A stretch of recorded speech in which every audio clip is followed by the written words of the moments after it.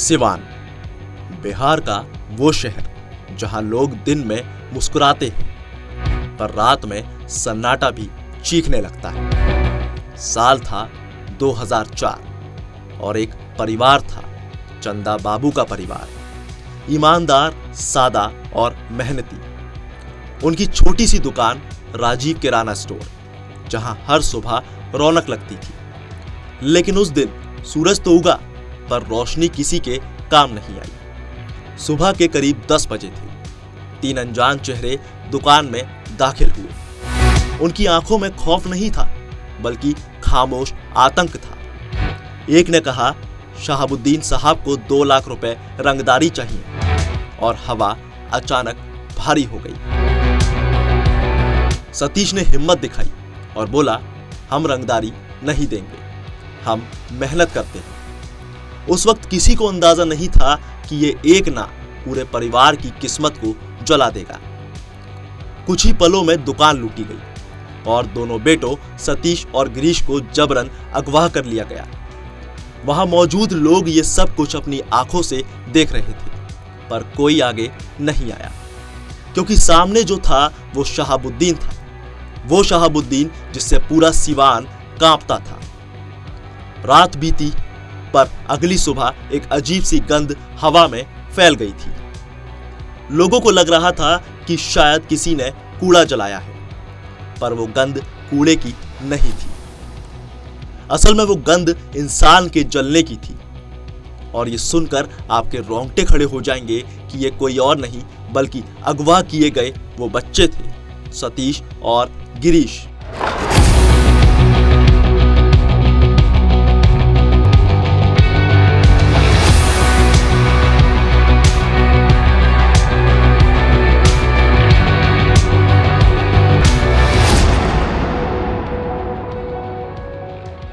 जिन्हें एक बंद कमरे में पहले बांधा गया था और फिर उन्हें तेजाब से नहला दिया गया।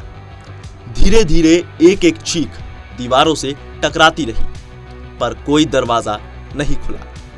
राजीव अपनी आंखों के सामने भाइयों को जलते हुए देख रहा था, लेकिन वो बेबस था क्योंकि वो खुद जंजीरों में जकड़ा हुआ था।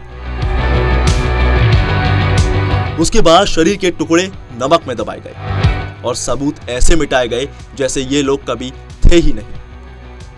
राजीव किसी तरह भाग निकला। उसके कपड़ों पर तेजाब की बू अब भी थी, पर आंखों में सिर्फ एक बात थी कि मैं सब बताऊंगा। शहर में अफवाहें फैलने लगी पर कोई गवाही देने को तैयार नहीं था। पुलिस भी पूरी तरह चुप थी। राजनीति जाग रही थी और कानून सोया हुआ था।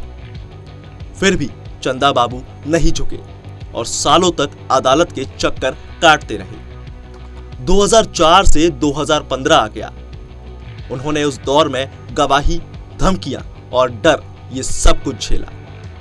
आखिरकार अदालत ने फैसला सुनाया और शहाबुद्दीन और उसके साथियों को उम्र कैद की सजा सुनाई।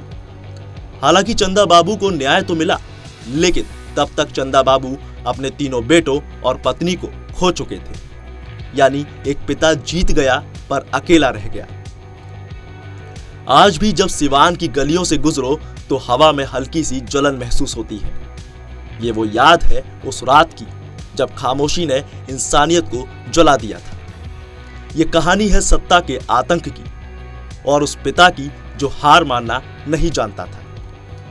ये कहानी बिहार में विधानसभा चुनाव के वक्त लोगों की जुबान पर है।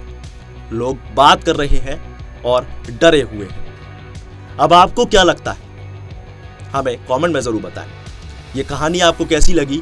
अपनी राय देना ना भूलें। और अगर आप चाहते हैं कि ऐसी ही क्राइम की खौफनाक कहानियां हम लेकर आते रहें तो चैनल को अभी सब्सक्राइब करें और वीडियो को ज्यादा से ज्यादा शेयर करें।